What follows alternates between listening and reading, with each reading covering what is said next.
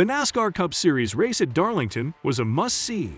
Kyle Larson's unbelievable performance in the Southern 500 will leave you breathless and speechless. This race had it all, from amazing overtakes to nail-biting clashes on the track. Don't miss out on NASCAR Zone as Larson takes on one of the toughest tracks in the series and demonstrates why he's one of the hottest drivers in NASCAR right now. But before we dive into that, do subscribe to our channel and hit the like button.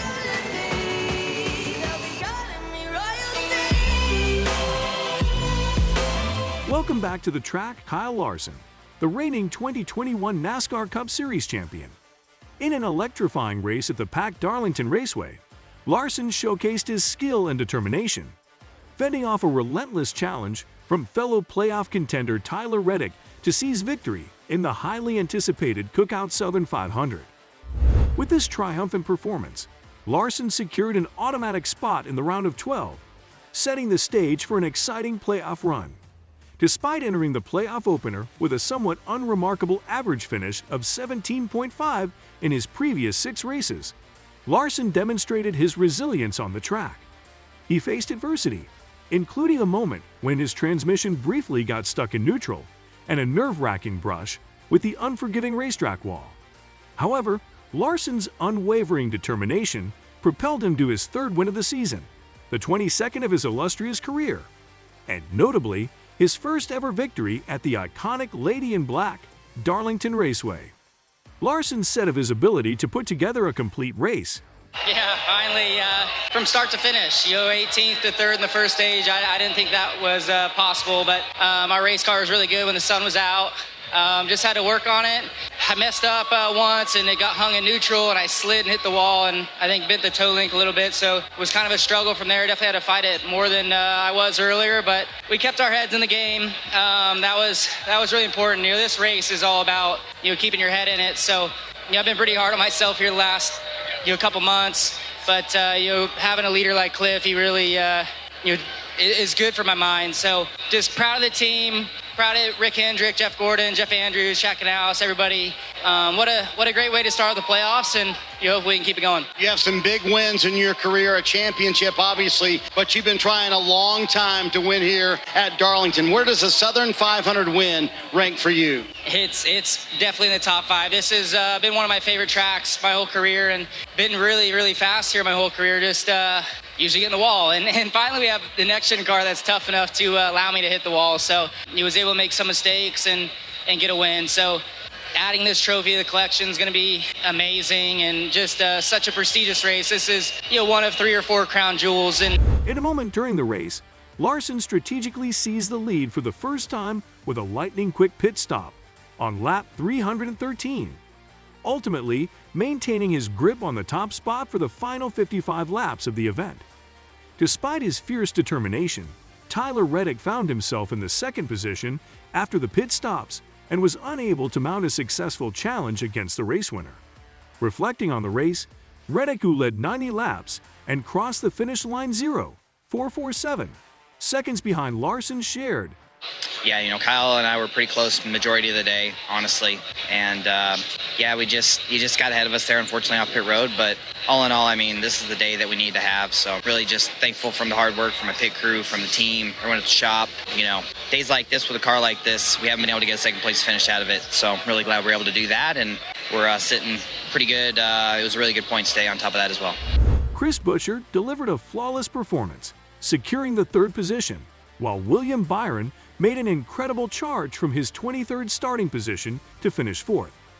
Ross Chastain rounded out the top 5, with Brad Keselowski and Bubba Wallace following closely behind, demonstrating the prowess of playoff contenders as they claimed the top 7 spots. As the race concluded, Kyle Larson emerged from Darlington with an assured spot in the round of 12, solidifying his position in the playoffs. Notably, his teammate at Hendrick Motorsports, William Byron, leads the playoff standings by a mere 1-point advantage over Larson himself. Tyler Reddick is positioned 15 points behind Byron, while Chris Buescher and Denny Hamlin are in pursuit, trailing by 18 points. Now, speaking of updates about Darlington Raceway, what are your thoughts? We're all ears. Drop your thoughts in the comments, and be sure to hit the bell button and subscribe to our channel to get the latest updates. Catastrophic events on the track proved to be the downfall of several playoff drivers who had showcased remarkable speed, but ultimately succumbed to a variety of pit road mistakes and lapses in judgment. Denny Hamlin, a front-runner in the race, led an impressive 177 laps, claimed victory in both the first and second stages, and looked poised to dominate the event. However, his fortunes took a sharp turn when he opted for an additional green flag pit stop on lap 274, believing he had a loose wheel. This unfortunate decision cost him a lap and dashed any hopes of commencing the playoffs with a triumph. To compound his misfortune, Hamlin found himself ensnared in a 5-car wreck on lap 331, further diminishing his chances. Ultimately, he finished in 25th place, a lap behind the leaders. Following Hamlin's misfortunes, Kevin Harvick emerged as a contender, hot on the heels of Tyler Reddick for the lead.